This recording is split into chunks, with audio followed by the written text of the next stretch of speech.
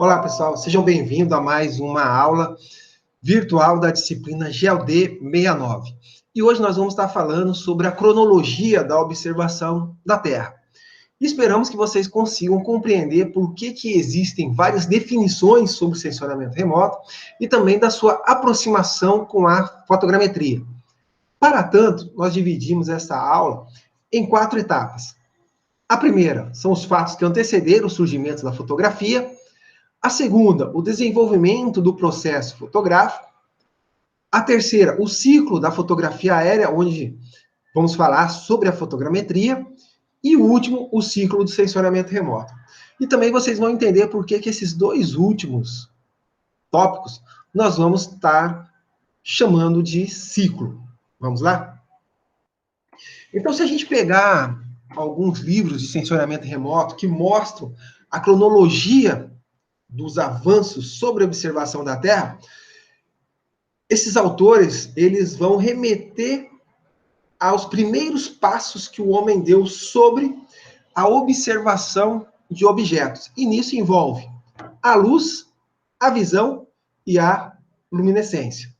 E nisso nós vamos, então, lá para a Idade Antiga, onde foram feitos os primeiros registros sobre isto. E naquela época, os filósofos faziam seus estudos com base em observações, como, por exemplo, o dessa foto, uma observação da paisagem e o seu reflexo na água. Então, aqui eles estavam estudando a luz refletida, e eles conseguiram observar que a luz se propaga em linha reta, e também a luz refletida se propaga em linha reta. E observando essa natureza, eles viram que, dependendo do horário do dia, essa luz vai ter um ângulo incidente diferente e o objeto refletido também vai estar diferente, né? E dependendo também do ângulo que eu estou vendo esse objeto refletido, também vai estar diferente. Então, eles começaram a aproximar a luz com a geometria, como, por exemplo, a geometria euclidiana.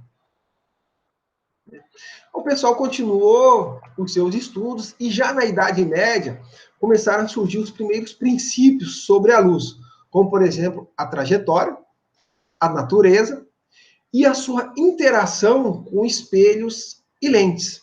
E eles viram que, dependendo da forma do espelho, da forma da lente, o objeto refletido vai ter uma diferenciação, né?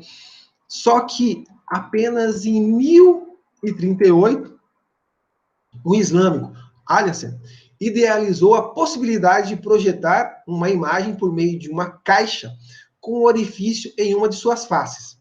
A luz refletida de um alvo externo entra por esse orifício, projetando a imagem invertida na superfície interna oposta. A essa caixa foi denominada de obscura ou caixa escura. Só que o primeiro esboço dessa caixa só foi aparecer no século XVII, por Roger Bacon, onde ele fez esse esboço e misturou um pouco de alguns elementos simbólicos da ciência e da religião, onde os alvos eram refletidos nessa câmara escura de forma invertida. Só que os estudiosos, pesquisadores da época, começaram a estudar melhor essa câmara escura. E no período renascentista, né, estudiosos como Leonardo da Vinci procurou introduzir nessa câmara escura espelhos e lentes, de forma a melhorar a imagem refletida.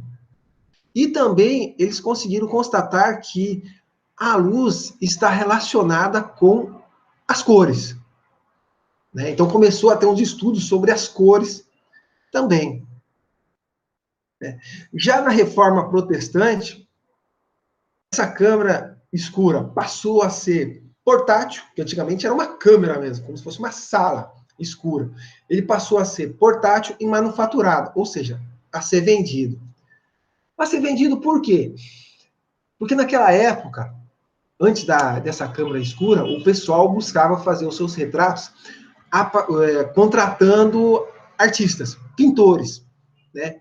E aí eles faziam os seus retratos. Só que nesses retratos, você procura, ou falava para o artista, melhorar o seu perfil, de forma a ficar mais bonito, né? Já com o uso da câmera escura, utilizando jogos de espelho, vidros e lentes, como por exemplo essa aqui, o pessoal fazia o contorno, né, mais real da pessoa. Fazia um retrato real do que realmente é a pessoa. Então começou a ter uma grande procura disto. Mas não só esta câmera escura foi desenvolvida, como vários outros aparatos, como, por exemplo, a câmera lúcida, lunetas, microscópios e predecessores da estereoscopia, projeção e da geração de luz. E tudo utilizando o quê? Jogo de espelhos e lentes, né?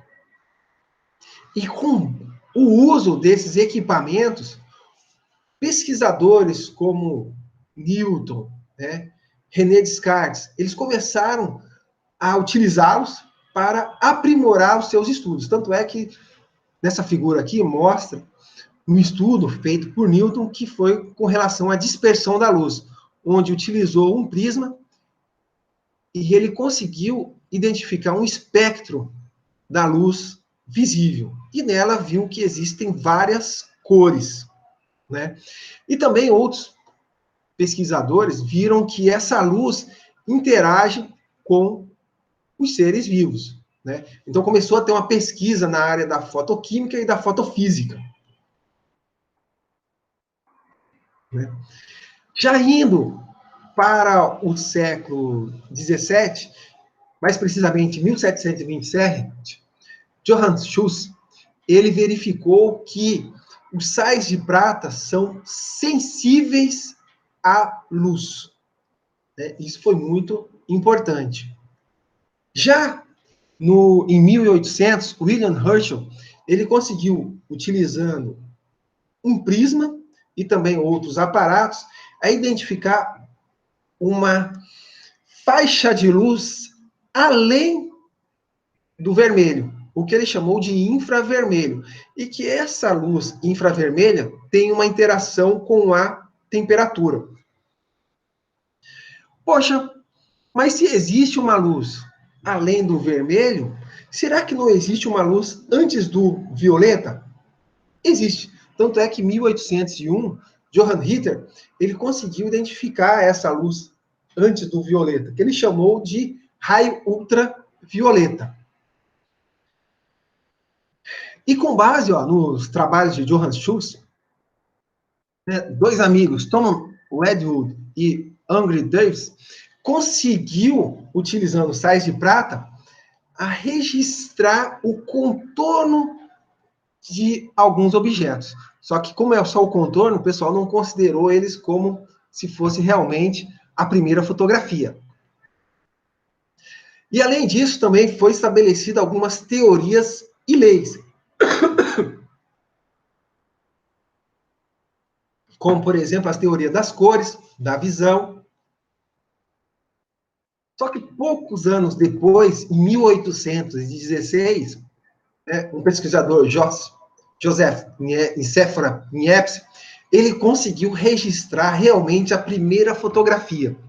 Só que ele não gostou muito dessa imagem registrada, que ele pegou e descartou. Só que ele registrou isso através de cartas que ele mandava para o seu irmão, né?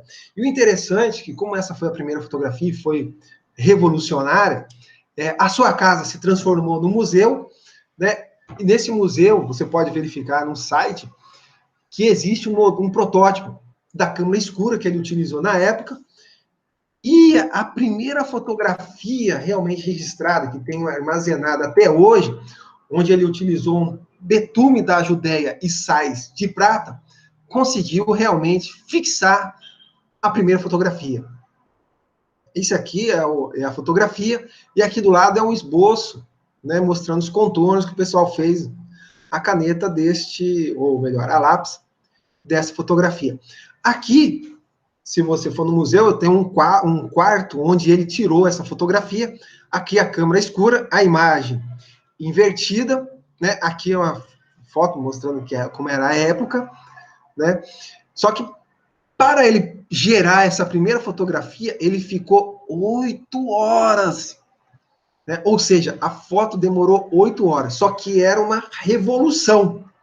Tanto é que o jornal da época, de Paris, registrou este feito, que chamou a atenção de muitas pessoas. Só que 8 horas para gerar uma fotografia, rapaz, é muito tempo. Né? Mas era uma revolução na época e chamou a atenção de várias pessoas.